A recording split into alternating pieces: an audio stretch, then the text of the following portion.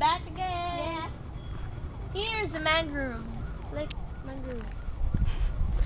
Conscious lang ko. It's a what do you call this?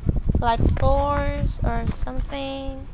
Ana mag-start ang mangrove padung na siya tubo. Kana siya padung na siya tubo ang tudmudak o siya na mamuyo ang mga animals nga naa diri. Yes, like This one. Mura siya shell nga nagpuyo diri. So ang uban ana nasad siya ngadto nasad day murag kana mga crabs ngadto sa unahan nga Look. nagpuyo. yeah, right.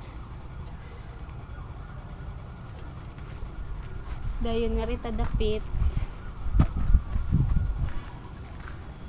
So, as you can see, nga to dapit nga mangrove nga nang tubo na siya, so padung na siya taas. Nala siya mga dahon-dahon. So kaning nasa ubos padung pa lang ni siya tubo.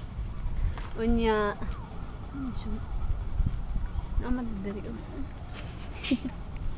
Look, there's a shell. Oh my god.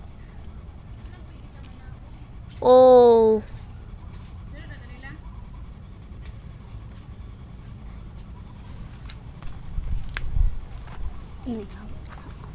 Nasa siya murag fish nga dagan padungad to tura. He swims. He swims. I mean swim.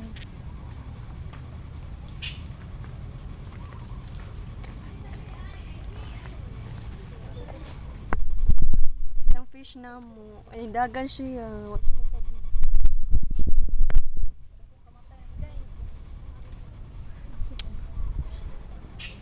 So ang kanang mga ang lawas sa kanang mangrove kay gitubuan sa siya mga sisi. Mana sisi ang tawag anang What's kanang namilit. sisi? Mura na sad siya kanang mura sad siya shell.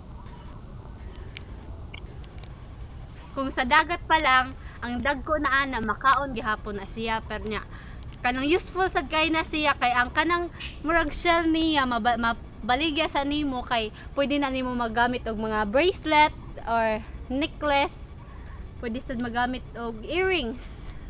So useful kay na siya makaon pa magamit pa sa kanang na to Daily lives.